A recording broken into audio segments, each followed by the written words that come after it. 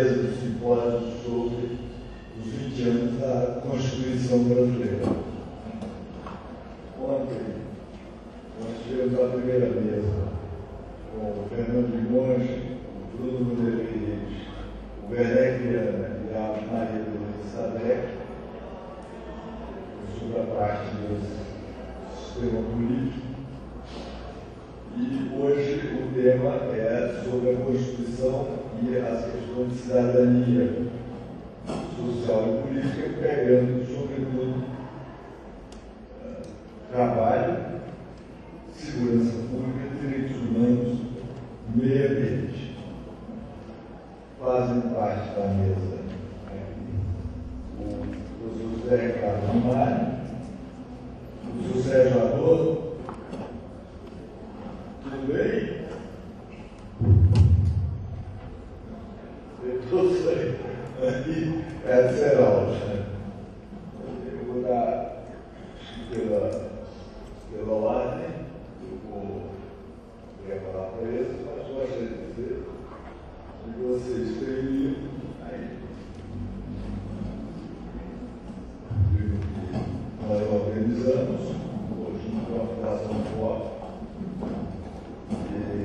E esse livro está esgotado aí já agora, a editora trouxe já vendido, mas está chegando, estão chegando novos exemplares. Se tiver interesse, pode pegar a Constituição de 88 na vida brasileira. Podemos começar com o professor José Ricardo Ramalho.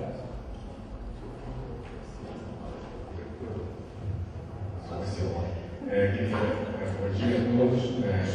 Queria, em primeiro lugar, agradecer a Provox a oportunidade de participar dessa mesa e de poder escrever esse capítulo do livro. O livro já esgotado, como vocês viram. E dizer que eu parte de tratar nesses próximos 15, 20 minutos sobre o trabalho, direitos sociais e sindicatos na Constituição de 88. Eu coloquei no subtítulo 2 décadas de acirrada disputa política, porque vou tentar falar um pouco dos desdobramentos dos 20 anos da Constituição com relação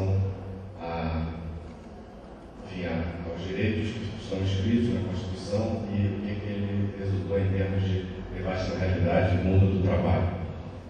Vou dividir em 4 partes. A primeira parte um pouco sobre o sindicalismo pré-64, que resulta numa forma de resistência que tem consequências importantes na Constituição de 88. Depois, falar um pouquinho sobre a Constituição propriamente dita, os direitos que ficaram escritos e as mudanças na Constituição de forma a que trabalhadores e sindicatos pudessem participar mais da vida democrática do país. Uma terceira parte referente a uma fase do mundo do trabalho, eu chamo de fase de flexibilização, nos anos 90, 2000, no qual há um conflito entre os direitos inscritos na Constituição e os mecanismos do mundo produtivo e do mundo do trabalho, e, por fim, falar sobre o que eu considero que são novas formas e novas perspectivas de ação dos sindicatos do mundo do trabalho a partir de agora, a partir desses anos recentes. Então, a primeira coisa, com relação ao fato de que a Constituição de 88, com relação a esses direitos do trabalho, direitos sindicais, ela foi considerada uma peça jurídica muito importante, porque ela conseguiu acumular e transformar em direitos constitucionais uma série de aspectos que, na verdade, estavam em disputa durante muito tempo no mundo do trabalho. E uma das questões mais importantes tem a ver com os sindicatos. Né? Só para lembrar um pouco, em 1964, uma das razões pelas quais a ditadura militar foi implantada, uma das alegações na época foi de que o Brasil estava às vésperas de uma república sindicalista. Então, os sindicatos sofreram principalmente com a ditadura militar. Houve um processo de intervenção muito violento, né? Os sindicatos foram portanto os trabalhadores organizados pelos sindicatos foram os que inicialmente mais sofreram, né, com o sindicalismo. E eu queria destacar, na verdade, e a Constituição de 88 um pouco presume isso, um pouco nos anos posteriores à ditadura, o fato de que, a partir dos anos 50, 60 e ao longo da ditadura, o trabalhador e o sindicato passam a constituir um ator político importante na realidade brasileira. Eu acho que se constituiu, não é? Tem a ver com o fato de que o Brasil se transformou num país mais urbano, né? Tem a ver com um processo de industrialização intenso dos anos 50, tem a ver com um nível de organização que cresceu muito a partir dos anos 50 e 60 e que, ao longo do período da ditadura, sofre uma repressão muito grande e se constrói a partir de processos de resistência interna das empresas, das fábricas, etc. Então, esse processo de resistência interna acaba ultrapassando o espaço das fábricas, o espaço fabril, e se junta na luta pela democracia, a luta pelas liberdades democráticas durante o período da ditadura. Então, alguns exemplos de como o ator político, sindicato, trabalhador, passa a atuar ao longo desse período. Eu chamo a atenção para duas greves que foram consideradas, na verdade, greves embrião de um novo tipo de sindicato de contestação, que foram as greves de 1968 em Contagem, Minas Gerais e Osasco, quando um determinado tipo de ação sindical que veio do chão de fábrica, né, apareceu de repente na realidade brasileira e, de certa forma, surpreendeu a ditadura militar, e, posteriormente, com um conjunto de atividades de resistência, grevista, etc., que se constituiu no que, no final dos anos 70, ficou conhecido como um novo sindicalismo. As greves de 1978, 79 e 80 na ABC Paulista, como carro-chefe desse processo, mas também, durante esse período, outras formas de resistência também no mundo rural, como, por exemplo, greves de caminhoneiros, vários lugares do Brasil, Pernambuco especialmente. Então, há um processo de construção, né, de uma resistência à ditadura militar e, ao mesmo tempo, um processo de constituição dos sindicatos e dos trabalhadores como atores políticos importantes do Brasil. A partir desse movimento do sindicalismo, há também todo um conjunto de outras instituições que se criam nesse processo. E aí vou lembrar particularmente a primeira Conclate, em 1981, na Praia Grande, que junta todas as correntes sindicais em um congresso único, um congresso que, a partir dali, surgiu o embrião para a formação da CUT, da Central Única dos Trabalhadores, que é uma recorrência, né, desse processo, fundado em 1983, e também em 1980 a fundação do Partido dos Trabalhadores, que tem uma origem sindical trabalhista muito grande. Então, a associação entre esse tipo de organização e movimentos sociais, né, de resistência à ditadura foram elementos fundamentais para que houvesse uma pressão política durante o processo constituinte e que uma série de direitos trabalhistas ficassem inscritos na Constituição de 88, direitos que são importantes, né, foram importantes e ainda são importantes em termos de defesa, né, uma legislação que é importante em termos de defesa de trabalhadores no seu espaço de trabalho. Eu vou ler rapidamente aqui alguns dos pontos que ficaram, que a Constituição abrigou, não é, no seu capítulo 2, né, direitos sociais, para mostrar para vocês como nós avançamos nesse sentido, e isso está muito associado à pressão, né, que foi feita por esse ator social que eu estou referindo. Vou ler rapidamente aqui o artigo 6, uma definição, o artigo 6 tem uma definição para direitos sociais que abrange educação, saúde, trabalho, moradia, lazer, segurança, previdência social, etc. O artigo 7 é uma unificação de trabalhadores urbanos e rurais, que inclui, entre outros itens, o emprego protegido contra a demissão voluntária, a demissão arbitrária, seguro-desemprego, fundo de garantia do tempo de serviço, salário mínimo, 13º salário, participação nos lucros e resultados, salário de família, jornada não superior a 44 horas semanais, férias anuais remuneradas, etc. No artigo 8º, liberdade de associação profissional ou sindical para trabalhadores urbanos e rurais. Uma série de novidades, que a Constituição trouxe nesse sentido, incluindo os funcionários públicos, sem necessidade de autorização do Estado, portanto, de certa forma, rompendo com mecanismos que vigiam até aquela época da CLT. A Constituição ela incorpora determinados mecanismos da CLT, mas ela também avança, e, de certa forma, retira alguns elementos restritivos que a CLT tinha em relação à questão sindical. Direito de greve, artigo 9, artigo 10, participação dos trabalhadores sindicatos, assim como empregadores em colegiados dos órgãos públicos e representação dos trabalhadores no local de trabalho. Uma série, são alguns dos outros, há outros, mas uma série de pontos que são representados que realmente um avanço em termos de inscrição de direito de trabalho na Carta Magna.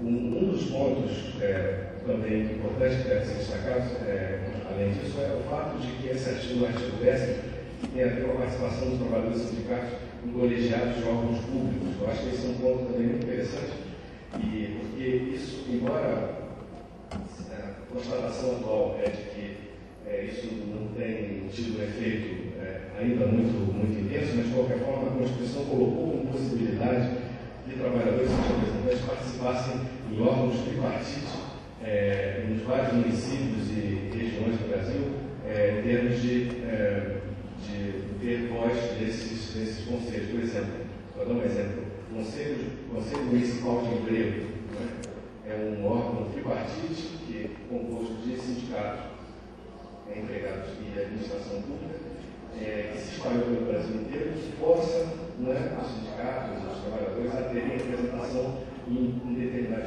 discussão que não é uma discussão restrita à questão do trabalho e do sindical. Isso certamente é um avanço e eu acho que ainda está para ser mais avaliado, mas de qualquer forma certamente é um ponto muito importante.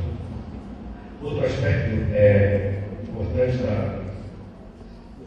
da Constituição, por incrível que pareça, foi a manutenção da justiça do trabalho, que inicialmente parecia um resquício da CLT, que devia ser, havia muita gente que achava que a justiça vai desaparecer, sair e tal, mas a justiça do trabalho, ao longo dos anos 90 e 2000, passou a ser um elemento importante de defesa dessa legislação, da defesa dos trabalhadores.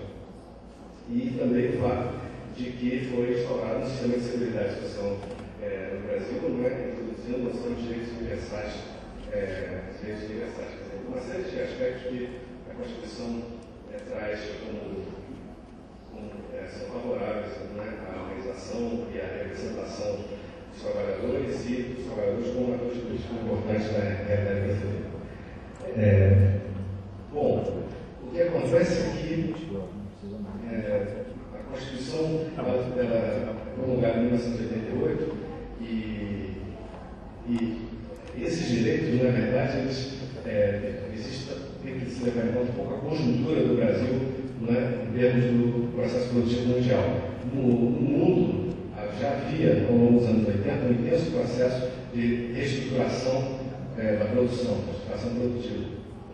E o Brasil viveu, nos anos 80, uma situação diferente, na verdade, com uma força muito grande dos sindicatos e tal, e que é coroado pela Constituição de 88. Só que, a partir dos anos 90, com a abertura comercial, a partir do governo Collor e tal, a cobertura comercial, o que acontece é que o Brasil entra na fase do seu processo produtivo em geral, as empresas, entra na fase da flexibilização, de alteração e contestação do padrão exterior, o que faz com que haja passe a haver uma permanente contradição entre o que está legislado, os direitos legislados e a realidade no mundo do trabalho, que passa a ser uma realidade de um crescimento de outras formas de trabalho, que não o trabalho típico, né? Formas de trabalho atípico, um processo intenso de precarização das relações de trabalho, um processo grande de produção nas cadeias produtivas e nas empresas de formas de trabalho ou enfim, formas de trabalho não protegidos, né, pela legislação trabalhista. Então há uma permanente contradição nesse processo. E aí, de certa forma, o pêndulo, não é, que tinha ido para os trabalhadores na Constituição de 88 passa a sofrer um ataque muito grande do outro setor, que é o setor empresarial, enfim, associado às empresas e, enfim, aos interesses dos empresários. Que foi uma contestação, passou a haver uma contestação permanente da proteção criada, não é, pela legislação da Constituição. Não é? Essa contestação ela tem ocorrido, não é, de uma forma muito intensa e também criando uma série de novos aspectos dessa contestação, como por exemplo, se falar que o custo Brasil, não é, ao longo dos anos 90 era muito alto e que para o Brasil se tornar um país competitivo ele precisava flexibilizar as relações de trabalho. Então a questão da flexibilização das relações de trabalho passou a ser um ponto importante nessa contestação, não é? E uma série de aspectos que a Constituição, inclusive, tinha mantido, não é, da CLT e tal, passaram, curiosamente, que eram condenados pelos sindicatos, passaram a ser, curiosamente, apoiados pelos sindicatos, porque passaram a ser uma forma de proteger, não é, os trabalhadores e, enfim, as relações de trabalho que tinham conquistas dos anos 80 e que estavam sofrendo esse ataque muito forte nos anos 90. Nesse processo também tem que se levar em consideração que os sindicatos se enfraqueceram nesse momento, porque a sua força cai muito quando a questão do emprego está em discussão, em debate, e o desemprego passou a ser uma das possibilidades, ou o desemprego ou o emprego precário, não é, que fragiliza a relação com os sindicatos. E, mais recentemente, nos anos 2000, um processo que eu diria muito intenso de criminalização também das atividades sindicais.